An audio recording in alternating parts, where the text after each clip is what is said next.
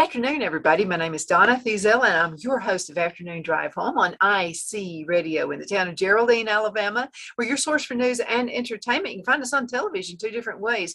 Channel 182 on Charter Communications and Abundant TV, which is worldwide. You can find us on Roku, Apple TV, and Amazon Fire. You can also find us on Facebook Live, all the social media sites, unless they kick me out, DeJoly.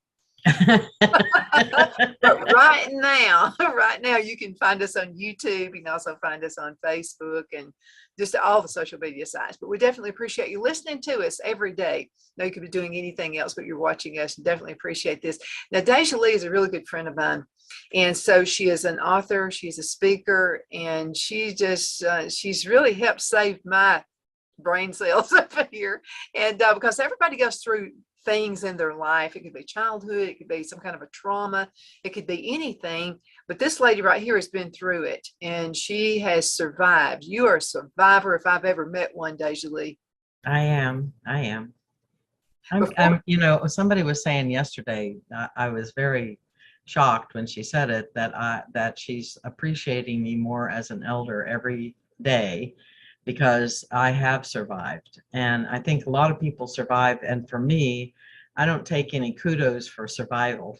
And to have somebody else say that, like you say that I've saved your brain cells and all that stuff, it's like always a surprise to me when people say that, But it's not. You've been a huge source. And that's why I wanted you out here on Abundant TV, so folks all over the world and all over the country can hear you, because it's so worth saying.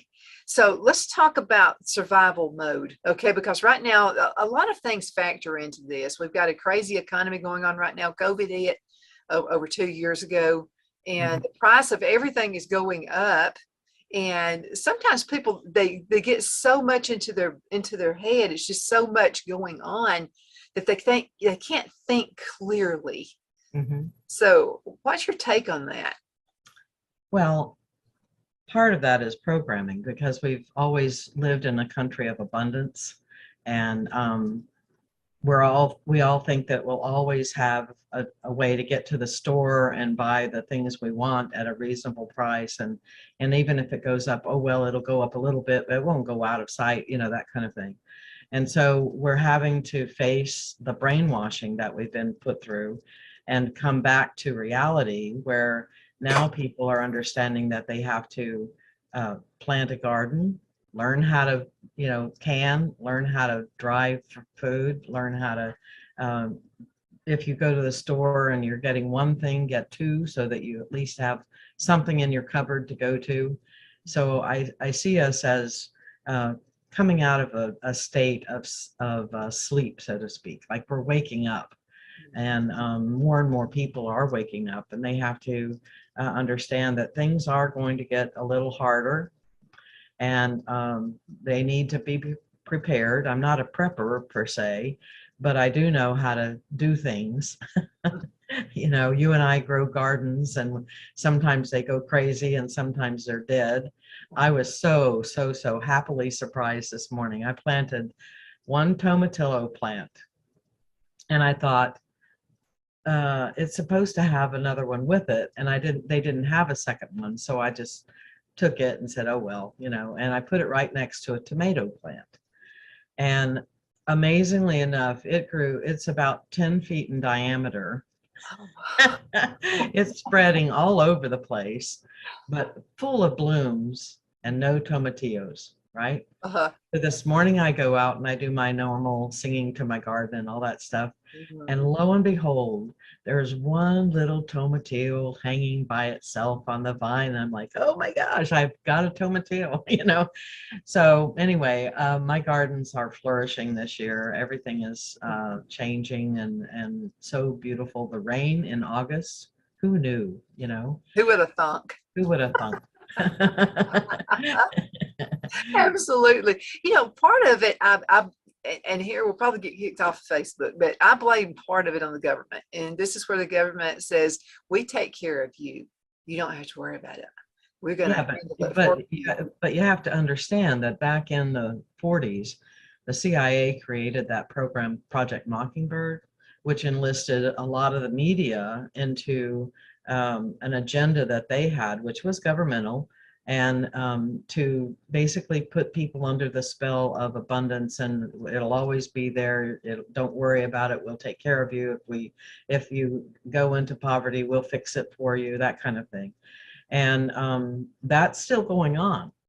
So people have to actually look at reality and look at the media, because they're absolutely opposite each other, because the media is spreading these lies of it'll be okay, don't worry, the government will give you more. We're going to spend another $65 trillion on, making inflation go down. I mean, in my wildest dreams, I can't even imagine how somebody logically can say, if we spend trillions of dollars, our inflation rate's going to go down. That's ridiculous. Not gonna work.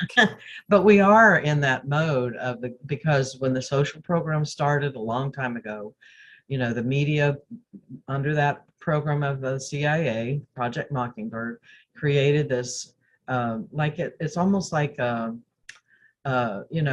hypnotist that brings that little thing in front of you that puts you to sleep and says, it'll be okay, don't worry about it, it'll be okay.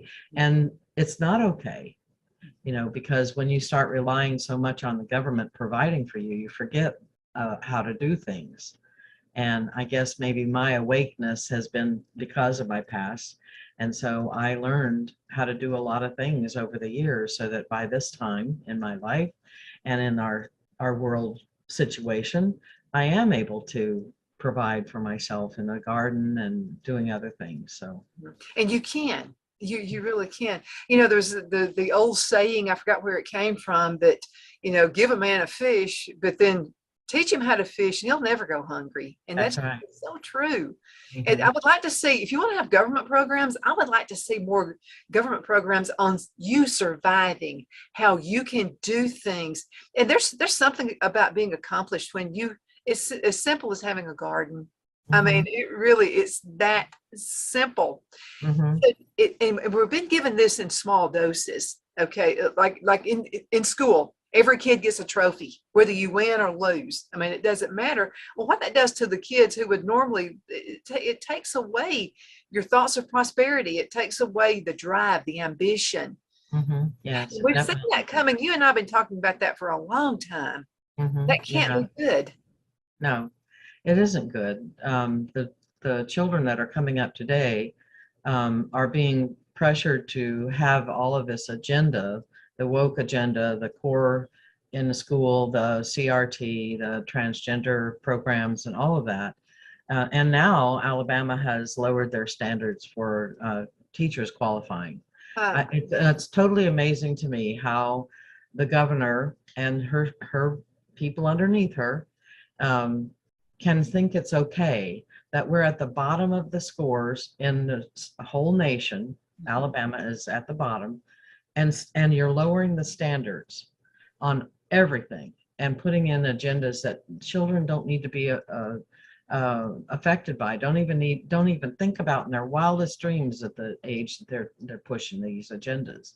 So to me, it's like, and they're pushing the parents out of the possibility of teaching their kids. Wow. Because they're teaching in for instance, in core, they have no idea how to teach their kids how to do math, because it's so weird. And they even insert CRT, critical race theory, into the math program, into science, into English. I mean, they keep inserting all of these programs. So the children are not only pressured to be different from what, as I grew up, black and white, 1 and 1 is 2, Harry Potter was a great, those kinds of things. If you ask somebody if they've read The Scarlet Letter or any of Hemingway or any of Victor Hugo, they go, who's that? What? Who's that? What's that? A book? Is it on the internet? Can I get an ebook? It's just, we've gotten so used to having these things that we forget our history, which is commonly being erased now as we speak. But, we've gotten into that oh, let's one more thing. They add one more thing, like oh, it's okay. They're only going to track, my record at McDonald's, but that record at McDonald's on that Q code Mm-hmm. is tracking you everywhere. Mm-hmm. It's not just tracking you at McDonald's. So, for me, it's like maybe life is easier now than it was in the past, as far as being able to go to the store and buy something, as opposed to getting out in your garden and digging a hole and planting a plant and growing it and eating it from the ground. There's so much difference in the two places that now the ease of it, people are getting into that sleep mode so easily because life is easy. Just, oh, it's just a Q code. Let me just scan that and get my pizza, that kind of thing. They don't think of it in terms of And what. you don't know what's in that pizza either because you've not put it together. Yeah, You that's right. don't have a clue. That's right. And they don't know where their information is being stored.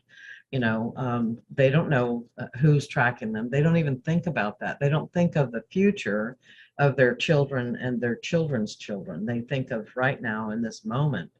And I'm not saying that every person, every child, every teenager is that way, but that's what the agenda is, that they want these children and adult and growing into adult kind of people to fall into. They want it to be in kind of a slumbering kind of, oh yeah, life is easy, You just ease into it.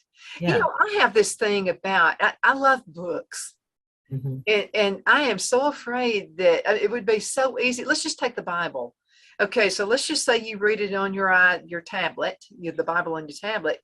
It would be so easy for somebody to go in and change the verse to where it has a totally different meaning to it. Whereas if you've got the book, nobody can change that. Now, somebody can turn the page, somebody can do that. But what I mean is you're not going to be able to change the meaning of it if it's in a book. And I know this sounds like really old fogey of me, but I want a book. I want a book that I can turn the pages, Mm-hmm. Well, just taking that example though, historically, the Bible was changed many times depending on who was in power at the time. Mm-hmm. And the other day on TikTok, I saw a woman who was just outraged because one of her Bibles had verses in it that weren't in another Bible.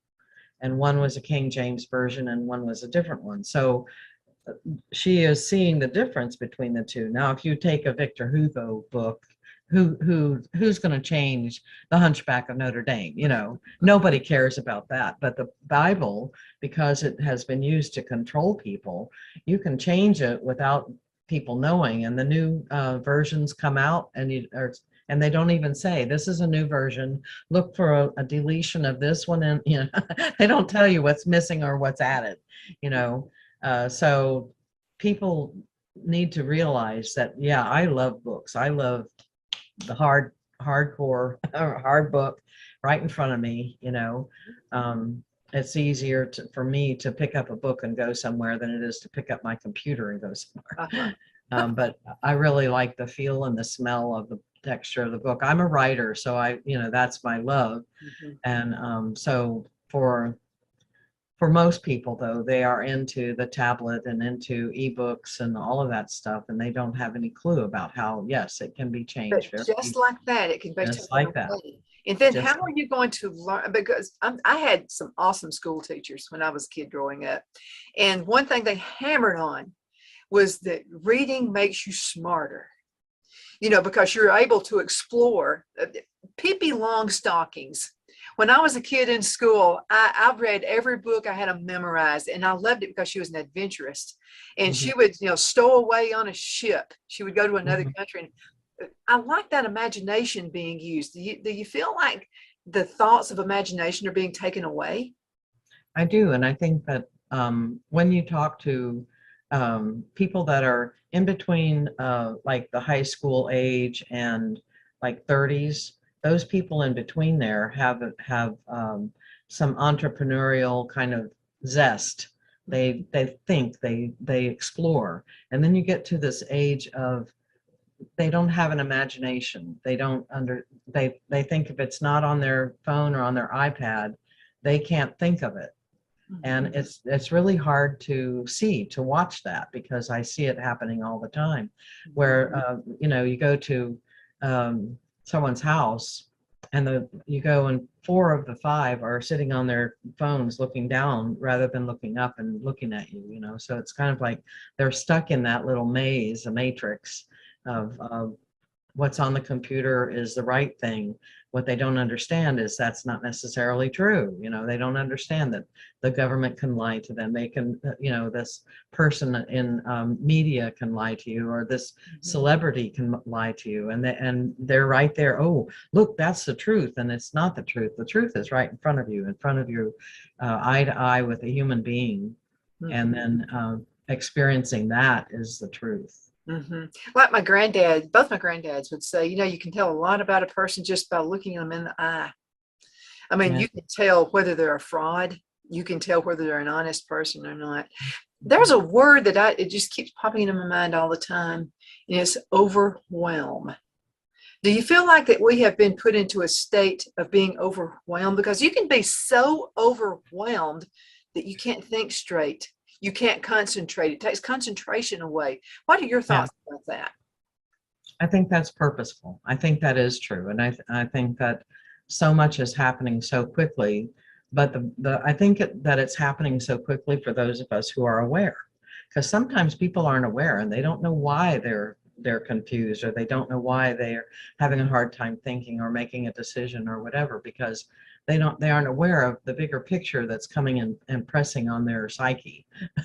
But for those of us who are, it's kind of like it can be overwhelming, because you can see all the little things, all the pieces that are falling together, and all of the misinformation that's out there about whatever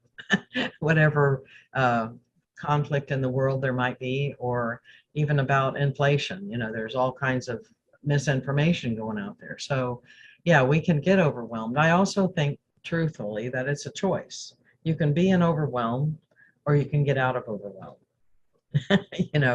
I think all of our mental states can be a choice. They may not necessarily be, but I think they can be a choice. And so we can choose to see the beauty and the abundance in the world, or we can choose to see all of the negative, overwhelming things, and we go into our little cocoon and we sit in the closet and suck our thumbs, because it can be pretty bad. But if we can see that that's a choice, we can stop ourselves from going to the closet and sit with it and just find something else to focus on, like find a garden, find a flower in the garden that's beautiful. It's a choice to be in. But isn't it the whole, because you've been in this situation before, you were raised this way. So when there's a predator who tries to keep you in the cocoon and you can't get out, or you feel like you can't get out and explore, what does that do to your mind? That stifles.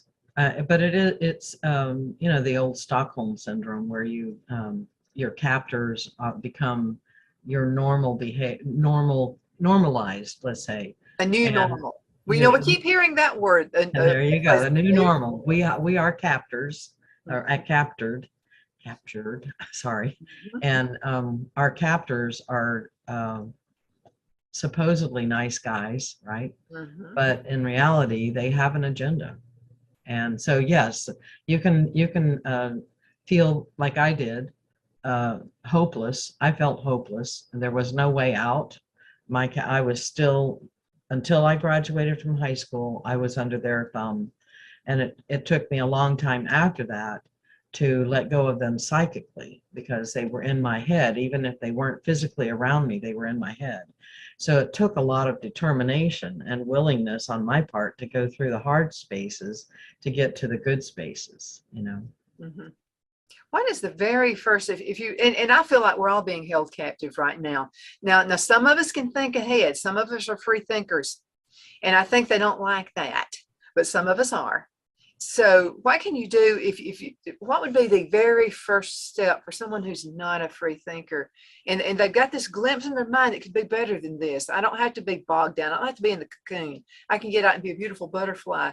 What's the first thing somebody could do? as the person that's coming out of that situation. Wants to come out of it, but they don't know how. They don't know how. Um, First step, that's a big one, because it comes from inside. You're afraid. It's a I'm will. comfortable in here. I feel like because my captors have told me that I'm safe in this cocoon. Mhm. Well, I'm smothering. I don't feel safe. no, you're smothering. You don't feel safe. It's hard to do a generalization, okay? Mhm. But I remember when I started doubting that it was a safe place, and if a person is looking to get out, they're obviously doubting that it's a safe place. That's a good thing. So to be willing to look at other options. In other words, when I came out of the harsh place I had to look at other options of people who were willing to help me, or people who were befriending me, or even to to I offer prayer, whatever, the things that we can do for each other as human beings. And even if it's just to sit with a person and put your hand on their hand or on their arm or around their shoulders, just to say, I'm here if you need me. And then that person will look to you later and say, I need your help, because they're doubting that they're safe. Mhm. The human touch goes a long way. It sure I does. feel like this masking and, distancing, social distancing, and all this stuff that we've seen for the past couple of years, I don't know, it just feels like there's a big agenda, where you lose that human touch. You do lose the human touch. And that's one of the things that they're finding in many studies now about masking with children, because a child doesn't see the mother's face. They don't respond. The actual IQs have gone down, and the ability to relate to human beings has gone down, because they have the mask between them and the human being. And so they can't see all the cues that we give with our face, because our face tells how we feel, Well, tells the how we talk. smile, your mouth says a lot. Yeah, your Because mouth, you can your say somebody's eyes. frowning, they're smiling, they're whatever, but the mouth, you cover this right here, you can't see if I'm smiling or not. You might be able to see it because I smile all over my whole face, but some people don't. And so you're not gonna be able to tell whether I'm smiling or not. Yeah. So you're not gonna be able to know, am I mad at you? Am I happy with you? Am I what with you? You're not gonna Right. tell with Well, that. there was a situation that locally, where the students actually cried when they saw their teacher's face for the first time after being masked for about 3 months of the school year, and finally being unmasked. They were able to see her face. And it was just like a tearful hugging, please don't ever have us put these back on. They threw their masks up in the air and just hugged each other. And I think that's very indicative of how we have been programmed to, this is the right thing to do, when in fact it's the most wrong thing to do. It doesn't help anything, and it doesn't prevent anything, obviously. So the studies are now out, if you need scientific proof. But if you just look at a child, no, from the way they're behaving that it's been programmed into them that that's the norm, and they don't have any connection with humans. Because, and the prominence of autism in the children has escalated. They're saying that 1 in 32 children now are being born with autism, not being born, but are getting autism because of the situation. Not only the shots, but also the lack of human contact, basically. So I think that we have made a big mistake with masking. It wasn't necessary, not in the history of the world of medicine, have anybody ever masked a healthy person or thought that a virus wouldn't get through a mask. Even the N95 masks were not safe for people supposedly getting a virus. So, I have my own ideas and theories on that, which we could get knocked off the channel for, but But we've got about 4 minutes left. I wanted to ask you about something too. And this is, we can hear news, and you and I and several others will doubt what we hear. because so much has been thrown at us, so many lies, so many, and then people are just being so brainwashed. And I'm talking about on a massive scale, brainwashing. Okay, there are people right now who think we're having a good economy. There are people right now who think, oh, well, gas is now 60 cents less than it was, but it's also over $2 higher than it was a couple of years ago. Right. Right. And so let's go up on the price of gas, and then let's save them a little bit of money. We'll go down 50 cents less per gallon and make them proud that they're paying 50 cents less per gallon. What is that doing to people who really are not free thinkers, who can't think about, no, we're not in a good economy.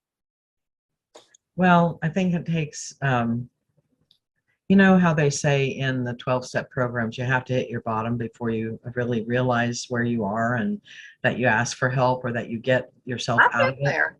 I think some people need to hit the bottom and realize they can't afford to go to work now because gas is costing too much.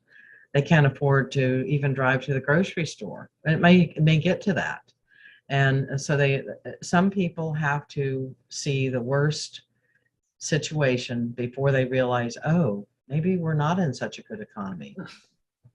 If they want to buy a house, think about it. There's no way. Most people can't afford it because the prices have gone up and the interest rates are up.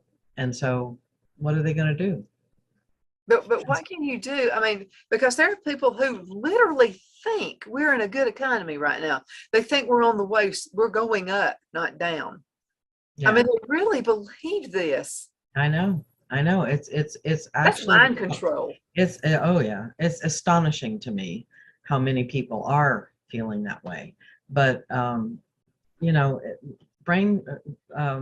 control started back with the CIA. And it started before that with Freud and his nephew, Bernays created propaganda, and they called it public service or public communication or whatever. But anyway, the point I'm trying to make is this has been around for years, this brainwashing. And so it takes, I think, hitting bottom and realizing, for those who are diehard, I think this is a great economy. If they're diehard then they're going to have to see the worst before they get the best. Yes, and unfortunately, that's the way it's going to be. We have about 1minute and 36 seconds left. How can folks find your work? And you also speak to groups. I do. I speak to groups. I have done a lot of public speaking in my past to conferences and universities and churches and that kind of thing. So they can reach me at DeJoly.com, DeJoly.com. There's a form there to reach me through my email. My email directly is lifeasaonesie@gmail.com. And you can also find other work that I've done on the internet. Just put in my name, DeJoly LaBrier, and you'll find it. Absolutely. You know what? I sure do appreciate you. You're a big light in this really dark world that we're living in right now. Thank you. If there is hope, where do you think the hope stems from? Inside. It has to come from inside because there's so much outside that would make you hopeless. Do you think prayer helps? Prayer to God? Prayer. I think that whatever form of faith you have, faith is knowing without any agenda, without any doubt. It's not based on possibility or maybe or voodoo. But every religion in the world has a way to connect with their spirit. We're going to have to go. My thought on that is Jesus is the only way. That's it. I just don't see any other way. DeJoly, thank you so much for being